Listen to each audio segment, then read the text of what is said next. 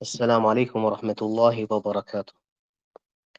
بسم الله الرحمن الرحيم. الحمد لله رب العالمين، وأشهد أن لا إله إلا الله وحده لا شريك له، أشهد أن محمدا عبده ورسوله صلى الله عليه وعلى آله وصحبه وسلم تسليما كثيرا. Amma ba'd. Değerli Müslümanlar, biz İmam Tirmizi Rahimahullah'ın Şemailün Nebi kitabından olan dersimize devam edirik. 5-ci hədisdə qalmışdıq. 5-ci hədisdə Ali ibn Əbi Talib radiyallahu anh rivayət edir ki, لم يكن النبي صلى الله عليه وسلم بالطويل ولا بالقصير، شثن الكفين والقدمين، ضخم الرأس، ضخم الكراديس، طويل المسربة، إذا مشى تكفأ تكفؤا كأنما ينهض من صبب، لم أرى قبله ولا بعده مثله. Ali ibn Əbi Talib radiyallahu anh buyurur ki, Peyğəmbər sallallahu aleyhi və səlləm nə uzun boylu idi, nə də qısa boylu idi. Əlləri və ayaqları iri idi. Başı da həmçinin iri idi, oynaqlar və sümükləri də iri idi.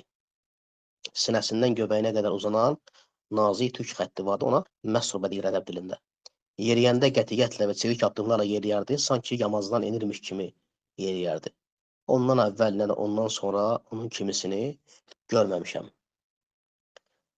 Ali ibn Əbi Talib radiyallahu anh deməsi ki, Allah nəbisi nə uzun idi, uzun boylu idi, nə də qısa boylu idi. Yəni bu o deməkdir ki, Allah nəbisi sallallahu aleyhi və səlləm mutavassıtıl qamə, yəni orta boylu idi. Boyda orta boylu idi. Ən ideal formada idi boy cəhətdən. Şəfnul kəffin vəl qədəmin. Əlləri və ayaqları iri idi. Eləcə də həmçinin digər ayaqları, əlləri, həmçinin də başı bədən formasına görə ən ideal formada idi.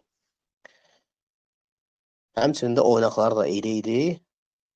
Bu da onun Allah Resulü sallallahu aleyhi ve sellemin güclü və qüvvətli olmasına dəlalət eləyir. Tavilul məsrubədir. Məsruba yəni sinədən göbəyə qədər uzanan tükə deyilir. Sinədən gəlir, göbəkdə düz xətt olaraq göbəyə doğru uzanan tükə deyilir. Allah Resulü sallallahu aleyhi ve sellem də köksünə, sinəsində tüklər vardı və o tüklər həmçinin də düz xətt olaraq göbəyə kimi uzanardı. Və yeriyəndə qətiyyətlə və iri addımlarla yeriyərdi, sanki yamazdan, hündür bir yerdən enirmiş kimi yeriyərdi. Və Ali ibn Əbi Talib buyurur ki, radiyallahu anhu, ləm ərə qabləhu və lə bə'dahu mislə. Yəni, bu ondan əvvəl nə də ondan sonra onun kimisini görməmişəm. Bu da onu göstərir ki, Allah Resulü sallallahu aleyhi ve sellem yaradılışında çox gözəl biçimdə idi və gözəl yaradılışda idi. Sonra müəllif İmam Tirmizi 7-ci hədisi gətirir. 6-cı hədis də bunun misli kimidir. Bunun üstündən keçdik. 7-ci hədisi oxuyuruq. 7-ci hədisi İbrahim ibn Muhammed Ali ibn Əbi Talibin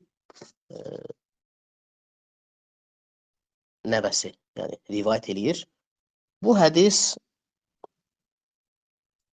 isnadında zəiflik var.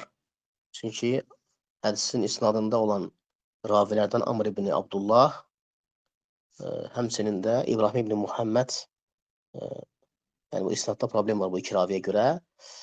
Amma hədisin ləfslərində olan sözlər ki var, hansı ki hədisin ləfsi ki var, o ləfslər başqa səhih hədislərdə varid olduğuna görə, ona görə İmam Tirmizi hədisi burada zikr eləyib, yəni hədisi burada qeyd eləyib.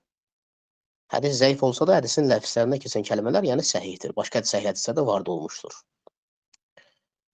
Ali ibn Əbi Talib yenə bu hədisdə də Peyğəmbər sallallahu aleyhi ve sellem vəsf eləyərək buyurur ki, ləm yakun Rasulullah sallallahu aleyhi ve sellem bit-tabil mumaghat və lə bil-qasri mutaraddid, kana rab'atan min al-qawm, ləm yakun bil-ja'd al-qatati və lə bis-sabti, kana ja'dan rajulan və ləm yakun mutahhim və lə bil-mukaltham. وكان في وجهه تدوير أبيض مشرب أدعج العينين أهدب أشفار جليل مشاشي والكدد أجلد ذو مسربة شثن الكفين والقدمين إذا مشى تقلى كأنما ينهض من صبب وإذا التفت معا بين كتفيه خاتم النبوة وهو خاتم النبيين أجود الناس صدرا وأصدق الناس لهجا وليرهم عريكة أكرمهم عشرة من رآه بديهة هابه ومن خالته معرفة أحبه يقول نعيته لم أرى قبله ولا بعده مثله.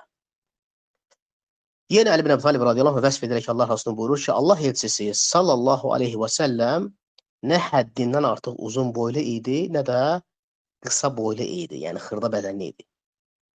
Qövmü arasında yaşadığı qövmü, yəni Qureyş, Məkkə əhli arasında orta boylu idi. Saçları nə bərk cod idi, nə də ki tam düz idi. Yüngül və buruq və səliqəsi vardı saçının. Həmçinin də nə bədən baxımından kök idi, yəni qarınlı kök idi, nə də arıq idi. Üzü də həmçinin nə yumru deyildi, nə də şişkin deyildi. Üzündə yüngül dairəvilik vardı. Dərisinin rəngi ağ idi, lakin dərisində çalarlıq vardı, yəni rəngində. Tam ağappaq deyildi. Gözləri qara idi, kiprikləri uzun və sıx idi, çiyin sümükləri və kürəyi iri idi və möhkəm idi. Sinəsindən göbəyinə doğru uzanan tük xətti vardı. Əlləri və ayaqları həmçinin iri idi, yeriyəndə addımlarında qətiyyətlə atardı və sanki hündür yerdən endirmiş kimi yeriyərdi. Sağa sola, yəni daha doğrusu, arxaya tərəf baxanda heç vaxtı başını fırladıb baxmazdı sağa sola. Bütün bədəni ilə fırlanıb dönüb baxardı. İki çiyin arasında peyğəmbərlik möhrü vardı. O peyğəmbərlərin sonuncusu idi. İnsanların ən geniş ürəklisi, danışanda ən fəsahətli, doğru danışanı, təbiətcə ən yumşaq xasiyyətlisi idi. Ünsiyyətdə isə ən hörmətli insan idi. İlk baxışdan onu görən insan onun heybətindən qorxardı. Amma onunla yaxınlıq edib tanış olan insan onu sevərdi. Onu vəsf edəndə deyərdi ki, onu vəsf edən insan isə deyərdi ki, ondan əvvəldə də ondan sonra onun bənzərini görməmişəm. Bu hədisdə də yenə Əli bin Əbi Talib radiyallahu anh Peyğəmbər sallallahu aleyhi ve sellemin bir çox vəsflərini qeyd etdi və o vəsflərdən əsas diqqət çəkən vəsflərdən biri də o idi ki, Allah Resulü sallallahu aleyhi ve sellem bədən baxımından çox kök deyildi. Yəni necə? Heç vaxtı qarnı yox idi. Yəni sallanan qarnı və yaxud da iri qarnı yox idi. Sinəsi ilə qarnı düz idi. Düz. Həmçinin də yadılmışlar. Yəni dərisinin rəngi ağdərili idi, amma xalis ağ deyildi. Qırmızıya çalan, yəni demişdik biz bunu öncəki dərslərdə, buğdayı rəngində idi dərisinin rəngi. Sanki ağ ilə qırmızının qarışıq formasında. Gözləri həmçinin qara idi, gözlərinin rəngi qara idi və kiprikləri isə sıx və iri idi kiprikləri.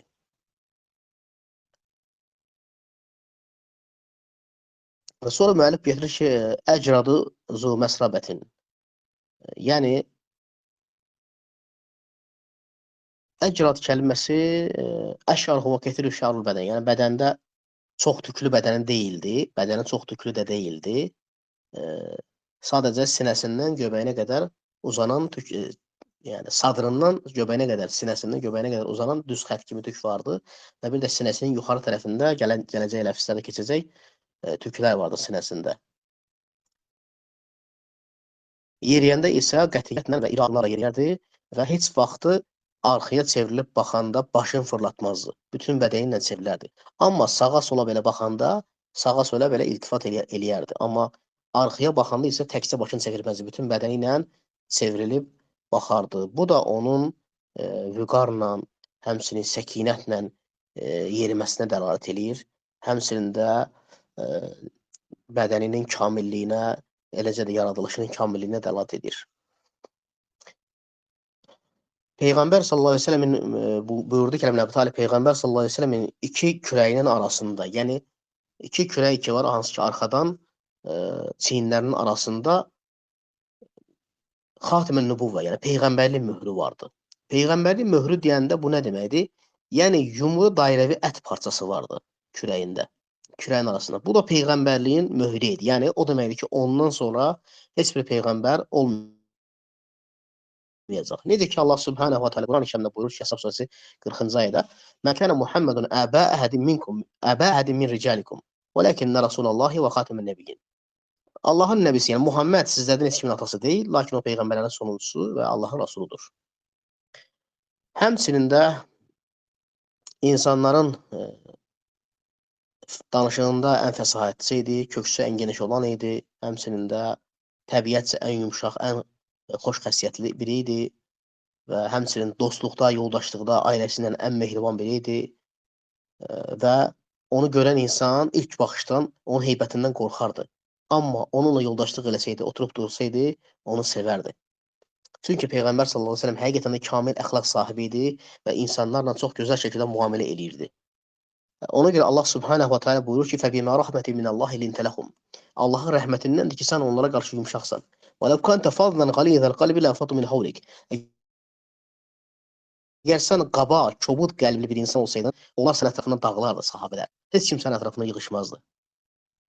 Və sonra sonda da buyurur ki, Əli ibn Əbi Talib onu vəsf edən insan deyərdi ki, kim onu vəsf etsəydi Allah Rasulunu. Deyərdi ki, nə ondan öncə, nə də ondan sonra onun kimisi birini görmədim. İmam Tirmizi rahimehullah bu hədisdə bəzi qəribə kəlmələr gətirdi. Bu kəlmələrin izahını inşallah qeyd edəcəm. Burada buyurur ki, "Əlləzi fi şa'rihi və hacunehu." "Lianna şa'ruhu leysa bil ca'di və innema fihi hacunatun mislu ma ca." Yəni Allah Rasulunun saç haqqında burada vəsf etdi. Saçı, yəni cod deyildi, xırda qıvrım da deyildi. Saçı uzun idi və lakin düz də deyildi. Qıvrımlıq vardı saçında. Sonra müəllif 8-ci hədisi gətirir.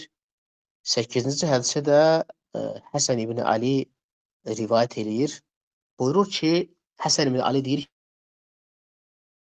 ki, "Səəltu Xalid Hind ibn Əbi Hələ və kənə vassafan عن هلية النبي صلى الله عليه وسلم وأنا أشتهي أن يصف لي منها شيئا أتعلق به فقال كان النبي صلى الله عليه وسلم فخما مفخما يتلاء وجهه تلاء وقمر ليلة البدر أطول من مربوع وأقصر من المشذب عظيم الحامة رجل الشعر إن انفرط إن انفر إن انفرق انفرقت أغيقته فرقها وإلا فلا يجاز شعره شحمة أذنيه إذا وهو وفرة أزهر اللون واسع الجبين أزج الحواجب سبابغ في غير قرن بينهما عرق يضر الغضب أقنى القرنين له نور يعلوه حسبه من لم يتأمله أشم كث اللحية سهل الخدين ضليء الفم مفلج الأسنان دقيق المسربة مسربة كأن أنقه جيد دمية في صفع الفضة معتدل الخلق بادر متماسك سواء البطن والصدر عريض الصدر بعيد ما بين المنكبين ضخم الكراديس أنوار المتجرد موصول ما بين اللبة والسرة بشعر يجري كالخط عاري الثدين والبطن مما سوى ذلك أشعر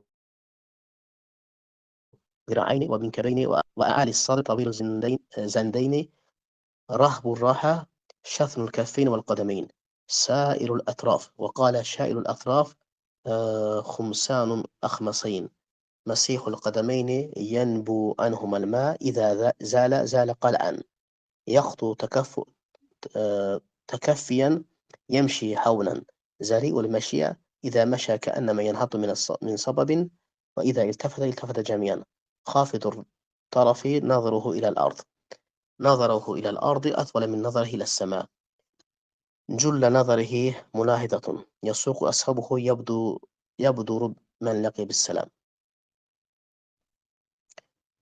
Buyurur ki, Həsən ibn Ali radiyallahu anh rivayət edir ki, mənim dayım Hind ibn Əbu Hələ. Hind ibn Əbu Hələ Həsən ibn Əlinin dayısıdır. O bilər ki, bunu 2 dəfə eşidirsiniz. Hind ibn Əbi Hələ Zeynəb bint Xubeydin birinci ərindən olan oğludur. Yəni Peyğəmbər sallallahu əleyhi və səlləmin rabibəsi sayılır bu. Hind ibn Əbi Hələ. Bu da Fatimənin, həmçinin Ümmü Kulsumun, Ruqeyyənin, yəni qardaşları sayılır. Belə olduğu təqdirdə də Həsən ibn Əlinin dayısı sayılır. Buyurur ki, mənim dayım çox gözəl vəsf edən bir insan idi, yəni vassaf idi. Yəni insanları görəndə, kimisə görəndə onu ən gözəl formada vəsf eləməyi bacarırdı. Onda bu bacarıq var idi. Həqiqətən də yəni bu belə bacarıq hər adamda olmur. Və deyir ona dedim ki, mənə Peyğəmbər sallallahu əleyhi və səlləmin zahiri görünüşünü xəbər ver. Çünki Həsən ibn Ali Peyğəmbər sallallahu əleyhi və səlləmi görüb. Amma o kiçik yaşlarında idi Allah Rəsulunu görəndə. Ola bilər ki, tam şəkildə yadımda qalmayıb və deyir ki, daima dedim ki, mənə Allah Rəsulu sallallahu əleyhi və səlləmin zahiri görünüşünü, hilyəsini mənə xəbər ver. Mən istəyirəm ki, onun haqqında qəlbimdə bir şey qalsın. Yəni onu mənə elə vəsf et ki, o vəsf etdiyin vəsf mənim qəlbimdə qalsın. Onu elə təsəvvür eləyim. Və o da deyir ki, Allahın peyğəmbəri sallallahu aleyhi və səlləm çox əzəmətli və vüqarlı idi. Üzü bədirlənmiş ayın gecəsindəki parıltı kimi parıldayırdı. Orta boylu idi, orta boyludan biraz uzun. Uzun boyludan isə biraz qısa idi. Həmçinin başı iri idi və saçları səliqəli idi. Əgər saçları öz-özünə ayrılardısa, onu ayırardı. Yəni fayrıq deyirlər, fayrıq ayırmaq. Əgər ayrılmazdısa, onu ayırmazdı. Saçları qulaq yumşaqlıqlarına qədər olardı, oranı keçməzdi. Buna vafra deyirlər. Vafra formasıdır. Dərisinin rəngi ağ və parlaq idi. Yəni dümağ deyil təbii ki. Buğday rənginə söhbət gedir. Alnı geniş idi, saçları isə alnı geniş idi, qaşları isə gövsvarı idi. Qaşları biri-birinə bitişik deyil. Yəni iki qaşının arası açıq idi, biri-birinə bitişməmişdi. Lakin iki qaşının arasından bir damar keçirdi. Qəzəblənəndə o damar şişərdi yəni. Burnu isə bir qədər qabarıq idi. Burnunun üzündə isə nur vardı. Burnunun üstündə nur var idi. Saqqalı sıx idi, yanaqları hamar idi, ağzı geniş idi, dişləri aralı idi, parlaq idi. Həmçinin də eyni səviyyədə idi hamısı. Sinəsi həmçinin geniş idi, kürəyi enli idi, çiyinləri bir-birinə aralı idi, oynaqları iri idi və oynaqlarının əsasında bilək və topuq oynaqlarından söhbət gedir. Ora deyir, çılpaq vaxtı baxanda deyir, parıldayırdı. Yəni dərisi.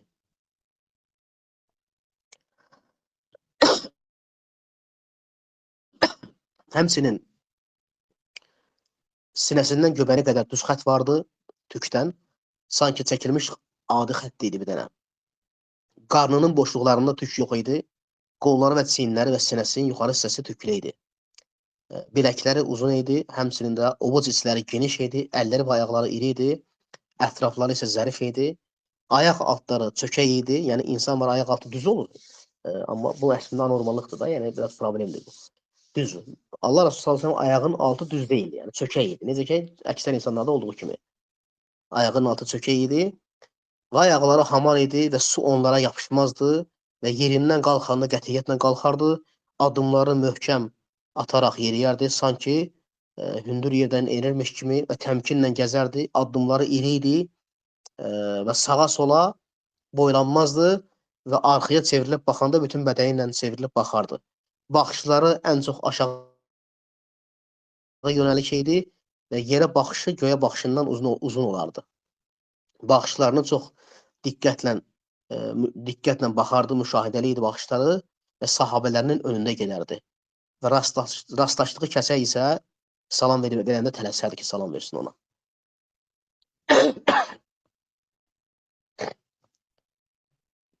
Burada bu hədisdə də yenə Həsən ibn Alinin dayısı Hind ibn Əbi Hələ Allah Rasulü sallallahu əleyhi və səlləm vəsf eləyir. Bayaq qeyd etdiyim kimi bu hədisdə də yenə hədisin isnadında zəifliklər var.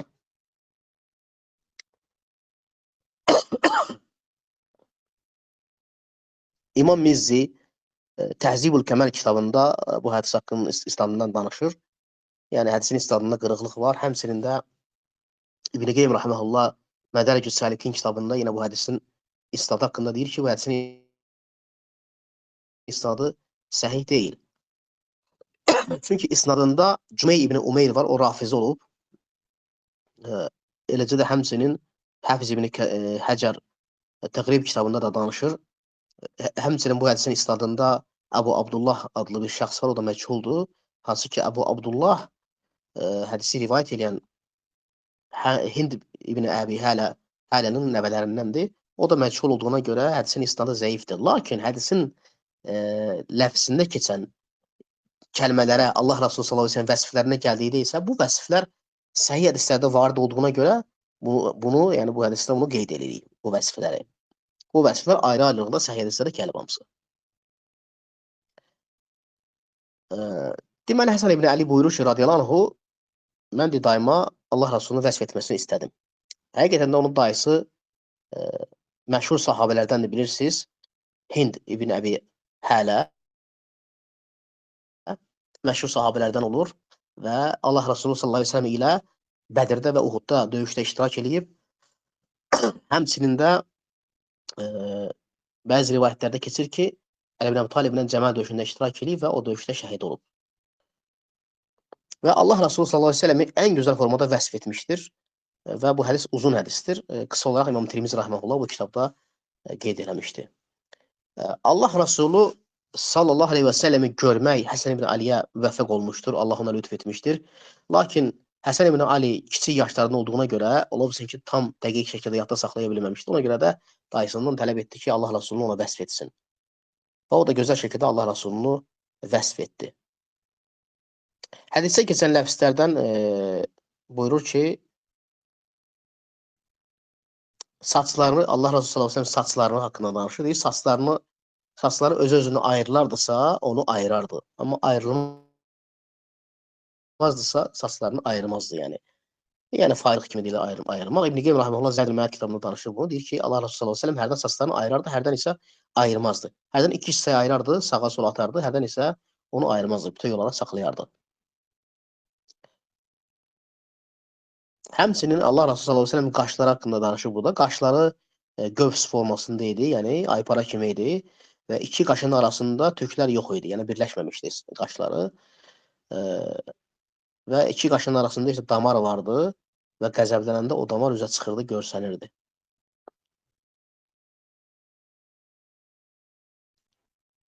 Və sonra Allah Resulü sallallahu əleyhi və səlləmin saqqalı haqqında danışır bu hədisdə.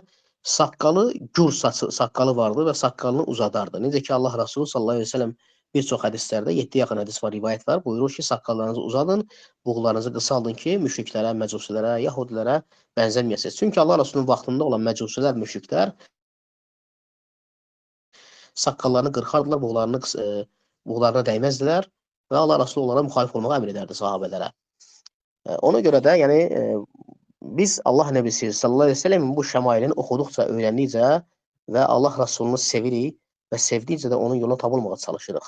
Çalışırıq ki, insan ümumiyyətlə Allah Rasulunu sevdikcə istəyir ki, istər-istəməz istəyir ki, onun yoluna tabe olsun, ona iqtida eləsin, ona oxşamağa çalışsın. Həm zahiri görkəmdə, həm sünnələrdə, həm əməllərində, həm də digər məsələlərdə. Yanaqlar haqqında danışır burada hədisdə. Yanaqları hamar idi. Yəni səhlul xaddeyindir. Yanaqları hamar idi. Həmçinin də daliul fəm. Yəni ağzı da Allah Resulü sallallahu əleyhi və səlləmin iri idi və dişlərinin arası da aralı idi. Dişlərin arasında aralıq boşluqlar vardı. Yəni bu əslində bu forma insanın həqiqətən də gözəlliyini üzə çıxardan ən böyük əlamətlərdəndir. Gözəlliyin əlamətlərindəndir. Hətta Allah Resulü sallallahu əleyhi və səlləmə görə dişlərini aralayan, yəni əməliyyat vasitəsilə, əməliyyat yollarından da, yəni cərrah əməliyyatlarla dişlərini aralayan, gözəllik məqsədini aralayan insanı lənətləyib. Ona görə buna qadağa gəlib. Qadağa gəlib gözəllik məqsədilə dişlərin arasını aralamaq. Amma Allah Resulü sallallahu əleyhi və səlləmin yaradılışında bu vardı. Dişlərin arası aralı idi və həmçinin də ağzı da iri idi. Sonra burada gətirir, qeyd edir müəllif bədini mütəməssik, yəni vəsf eləyir Allah Rasulunu. Bədini mütəməssik nə deməkdir? Yəni iri bədənli, yəni kök deyildi. Bədəni yağlı, kök deyildi, qarınlı deyildi. Sinəsi ilə qarnı düpbədüz idi. Heç vaxtı qarnı önə çıxmazdı Allah Rasulü sallallahu əleyhi və səlləmin. Həmçinin gətirir ki, aridus sadr, yəni sinəsi enli idi, eləcə də kürəkdən baxanda kürəkləri enli idi. Enli kürək idi.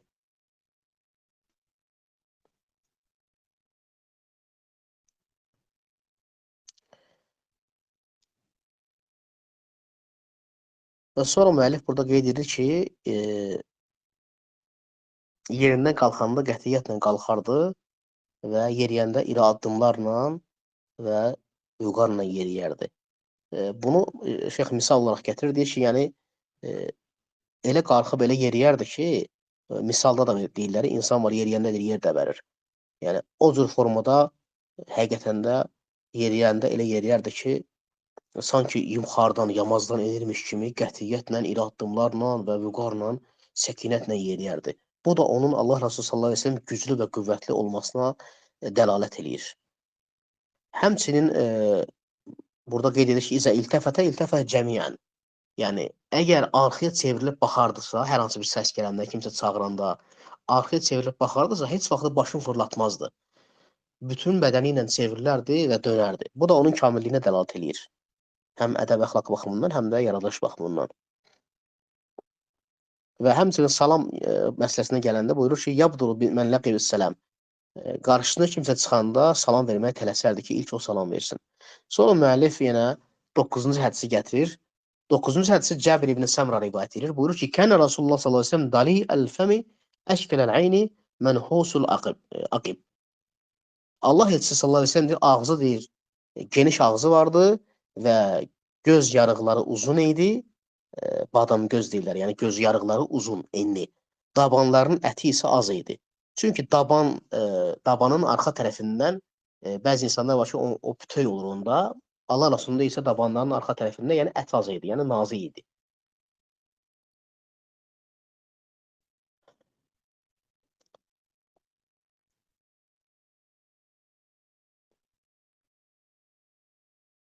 Şöbə deyir ki, mən deyir, Siməkdən soruşdum ki, yəni bu nə deməkdir? Ağzı geniş idi, nə deməkdir? Dedi, yəni ağzının, yəni yaradılışda ağzı iri idi və həmçində dişlərinin arası da aralı idi. Gözünə gəldikdə gözü dedi uzun idi. Yəni gözünün uzunluğu, boyutu yəni uzun idi və həmçinin dabanın da arxasında, dabanın arxası yəni ət az idi. Bu nə deməkdir? Yenə də deyirəm, insanlarda fərqli olur. Bəzi insanlar var, daban bütöydür, arxası bütöydür. Bəzilərində var, düz xət kimi bir şey gedir, sinir gedir oradan, yəni arıq kimi görsənir. Sonra müəllif burada 10-cu hədisi gətirir bu fəsildən. 10-cu hədisdə də Cəbir ibn Samra yəni rivayət edir ki, Allah Rasulü sallallahu aleyhi və səlləmi bədirləmiş yəni aylı gecədə gördüm. Buna deyilir ərəb dilində leylətə idhiyən. Leylətə idhiyən nə deməkdir? Yəni ay ki 14 günlük gecə olanda ay bütövləşir və hər yan işıqlı olur. Yəni o gecədə deyir Allah Rasulunu gördüm. Aleyhi hullətun həmra. Üzərində də qırmızı hüllə vardı. Hüllə biz keçən dəfə qeyd eləmişdik ki, iki hissədən ibarət olan paltardır. İzar və ridaya deyilir. Və yaxud da bir hissədən də ibarət ola bilər. Hüllə vardı əynində, libas vardı qırmızı rəngdə. Fəcəatu ənzuru ileyhi və iləl qamar. Və ona da baxdım deyir. Allah Rasuluna da baxdım deyir. Aya da baxdım deyir. Və gördüm ki, deyir, Allah Rasulü aydan daha gözəldir. Və bir çox hədislərdə də həmçinin keçir ki, Allah Rasulü sallallahu əleyhi və səlləm gözəllikdə aya bənzədiblər. Bəzi sahabələr ki, ay kimi gözəl idi, ay kimi parlaq idi üzü. Sonra müəllif 11-ci hədisi gətirir. Bəra ibn Azibin hədisidir. Buyurur ki, Kənə vəchur Rasulullah sallallahu əleyhi və səlləm mithl seyfi. Qalə la bəl mithl qamar. Yəni bir kişi Bəra ibn Azibdən soruşur ki, Allah Rasulunun üzü qılınc kimi idimi? Yəni parlaq. Bəra ibn Azib deyir ki, xeyr. Əksinə onun üzü ay kimi nurlu idi, yəni ay kimi idi üzü. Burada iki məna var ehtimal. Birinci məna həqiqətən də qılınca baxanda qılınc parıldayır, günəş altında qılınca günəş düşəndə işıq saçır, parıldayır, bərq vurur da. Çox ehtimal ki, bunu qəsd eləyir kişi, amma ona Bəra ibn Azib rədd edirək, buyurur ki, xeyr, onun gözəlliyi yəni ay kimi idi. Üzünün gözəlliyi ay kimi nur saçırdı, işıq saçırdı. Həfiz İbn Həcər isə Fəthül Baridə gətirir ki, ola bilsin ki, kişi burada Allah Rasulunun boynu demək istəyir. Qılınc kimi, yəni uzun boylu idi. O demək istəyir burada. Sonra müəllif 12-ci hədisi gətirir bu fəsildən. 12-ci hədisdə Əbu Hureyra radiyallahu anh buyurur ki, Kənə Rasulullah sallallahu aleyhi ve sellem əbyad kəənnəmə siğə min fiddatin racilə şə'rin. Allah elçisi sallallahu aleyhi və səlləm deyir, gümüş kimidir ağ idi. Yəni parlaq idi daha doğrusu. Gümüş kimi parlaq idi və saçı da deyir, qulaq yumşaqlığına qədər uzanan deyir, qıvrım idi. Yəni tam qıvrım da değildi, yəni orta formada idi.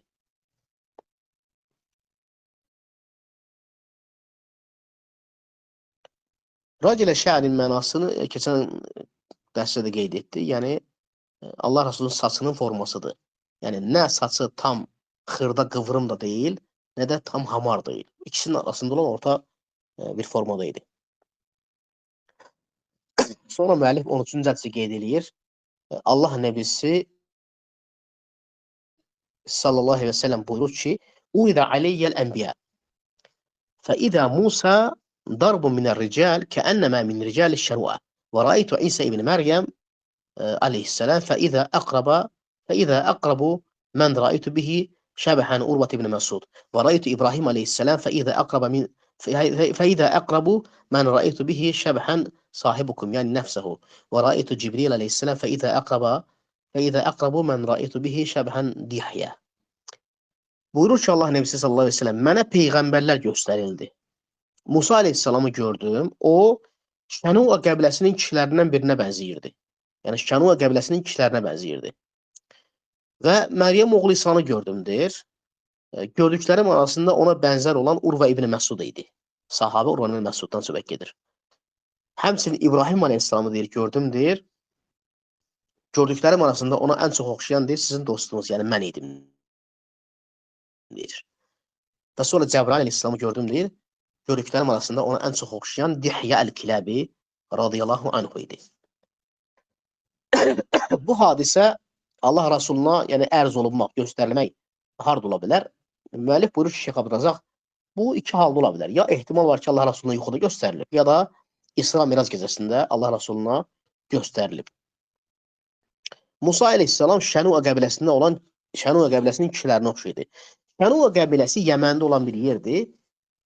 Yəməndədir bu qəbilə və həmin kişilər boyca, qamətcə, hündür boylu, orta boylu idilər. Bədəncə iri cüssəli, qüvvətli bədənləri vardı və gözəl formaları da vardı. Zahiri görkəmləri də gözəldirlər bu qəbilə, yəni kişiləri. Ona görə də Peyğəmbər sallallahu əleyhi və səlləm ən çox Musa əleyhisselam onlara oxşatdı. İsa əleyhisselama gəldikdə İsa əleyhisselamı da ən çox Urva ibn Məsuda oxşatdı. Urva ibn Məsud da məşhur sahabelərdəndir, çox gözəl görkəmi olan sahabelərdəndir. Həmçinin də İbrahim aleyhisselamı da ən çox özünə oxşatdı Allah Resulü sallallahu əleyhi və səlləm və Cəbrail aleyhisselamı isə ən çox oxşatdığı sahabə Dihyə əl-Kiləbidir. Dihyə əl-Kiləbi məşhur sahabelərdən bilirsiniz. Cəbrail əleyhisselam ən çox Allah Resulünün yanına gələndə onun formasına girib gələrdi, yəni. Dihyədən seçilməzdi, yəni o formada. Sonra müəllif 14-cü hədisi gətirir.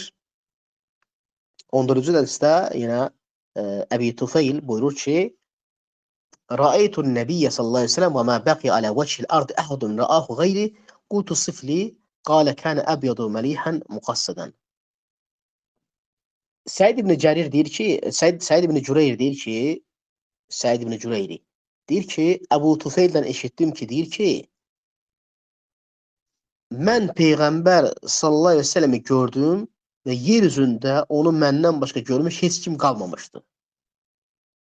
Və mən dedim ki, onu mənə vəsf elə. O da dedi ki, Allah Nəbisi sallallahu əleyhi və səlləm ağdərili idi, çox yaraşıqlı idi və orta boylu idi. Əbu Tufeyl, qardaşlar, deməli, dəyərli izləyicilər, Əbu Tufeyl məşhur sahabelərdəndir və o artıq, belə deyək, gələn rivayətlərdə 100 yaşına kimi yaşayıb. Yəni, ondan sonra ona qədər heç bir sahabə qalmamışdı. Ən axırıncı qalan sahabelərdən bəzi rivayətlərdə keçir. Və 100 yaşına kimi yaşayıb və tək o olaraq qalmışdı sahabelərdən Allah Rasulunu görən. Ona görə deyir ki, yəni, hədisin nəfsində keçir ki, yəni, Allah Rasulunu görən yer üzündə məndən başqa kim qalmamışdı. Və Allah Rasulunu 3 dənə kəlmə ilə vəsf edir. 3 dənə kəlmə ilə deyir ki, ağdərili idi, çox gözəl və yaraşıqlı idi və orta boylu idi. Və sonra sonuncu hədis olaraq 15-ci hədisi götürürük. Allah Rasulunun vəsfindən İbn Abbas rivayət rivayet edir ki, kənə Rasulullah sallallahu əleyhi və səlləm əfləhə thaniyyəteyn idə təkəlləmə ru'yəkən nuru yaxrucu min beynə thənəyahu. Deyir ki, Allah Rasulü sallallahu əleyhi və səlləm ön dişləri bir-birindən aralı idi. Danışanda sanki ön dişlərinin arasından nur çıxardı. Bu da sonuncu hədisimizdir. Ön dişlərini bəlkə qeyd etdi, arası aralı idi və danışanda deyir, sanki ön dişlərin arasından nur çıxardı. Burada bəzi tənbihi qeyd eləmək istəyirəm, dəyərli izləyicilər. Peyğəmbər sallallahu əleyhi və səlləmin ön dişlərin arasından nur çıxması, həmçinin onun ay kimi parlaq olması kimi vəsflər ki, keçdi hədislərdə, həmçinin başqa hədislərdə də keçir belə vəsflər. Bəzi insanlar var ki, yəni bu vəsflərdə xətaya yol verirlər. Yanlışlıqlara yol verirlər. Yanlış fəhmlərlə anlayırlar məsələləri. Və bunları hissi olaraq Allah Rasulunda hissi olaraq elə düşünürlər ki, sanki Allah Rasulunun ağzından işıq çıxır və yaxud da ətrafında işıq var və yaxud da deyirlər ki, onun kölgəsi yoxdur, Allah Rasulunun kölgəsi yoxdur, olmurdu. Bunlar hamısı yəni batil fikirlərdir və yanlış fəhmlərdir. Niyə görə? Çünki Ayşə radiyallahu anhə rivayet edir ki, bir gündür yatmışdım yataqda, baxdım ki, Allah Rasulü yoxdur yanımda. Və durdum deyir onu axtarmağa, məscidin içində axtarmağa. Yəni Ayşə radiyallahu anhın hücrəsi otağa məsciddə birləşik idi. Və durdum deyir onu axtarmağa deyir, qaranlıqdır hər yan. Və əlimlə deyir axtaranda, əlim deyir birdən deyir, onun deyir yalın ayaqlarına dəydi. Və gördüm ki, dua eləyir. Allah Rasulü sallallahu əleyhi və səlləm səcdədə yalın ayaqlarından səcdə eləyib və dua eləyir. Allahümmə əuzu biridaqə min saxatik və bimuafətikə min uqubətik və əuzu bikə minkə lə uhsi thənəən aleykə əntə kəmə əsneytə lə nəfsik. Allahım sənin qəzəbindən, razılığına sığınıram. Həmçinin səndən bağışlamadı, afiyət istəyirəm. Əzabından sənə sığınıram, səndən sənə sığınıram. Və mən sənin özünü tərif etdiyin kimi tərif edə bilmərəm. Bu cürlə dua edirdi. Əgər Peyğəmbər sallallahu əleyhi və səlləmin ətrafında işıq olsaydı, yəni üzündəki işıqlıq, hansı ki sahabələr vəsf etdi, ay kimi parlaq idi. O parlaqlıq hissi olsaydı, yəni bəzi sufilər zətlər vəsf edirlər, görə işıq çıxırdı ağzından və yaxud da ətrafı işıqlı idi, işıq yanırdı yanında. Bunlar hamısı xurafatdır, şişirtmiş şeylərdir. Əgər işıqlı olsaydı, Ayşə radiyallahu anhə niyə əli ilə axtarırdı ki onu? Gecənin zülmətli qaranlığından niyə əli ilə axtarırdı ki, məscidin içərisində tapa bilmirdi, əli ilə axtardı, gəldi gördü ki, səcdədə dua eləyir Allah Rasulü sallallahu əleyhi və səlləm. Yəni deməm odur ki, bəzi şeylər var ki, təşbih kimi bunu edirlər, deyirlər də, gəlir ləfzlərdə təşbih kimi. Yəni deyirsən filan kəsin gözəlliyi ay kimi gözəl idi, ay kimi parlaq idi. Bunlar təşbih, yəni bənzətmədir. Ona görə də bunlar bu məsələdə, yəni xətalar yol vermək olmaz, yanlış fəhmdən anlamaq olmaz məsələləri. Bəli, Allah Rasulü gözəl idi, gözəl yaradılışı vardı, amma o nur çıxmaq falan bu kimi kəlmələri düzgün başa düşmək lazımdır. Yanlış fəhmdən anlamaq doğru deyil. Amma bəzi sufilər və bəzi tasavvuf əhli bunu şişirdərək, yanlış fəhmdən başa düşərək insanlara yanlış çatdırırlar məsələləri. İnşallah bundan kifayətlənirik. Bu fəsil tamamlandı. Sonra gəlir Allah Rəsulunun, Peyğəmbərlərin sonuncusu olması haqqında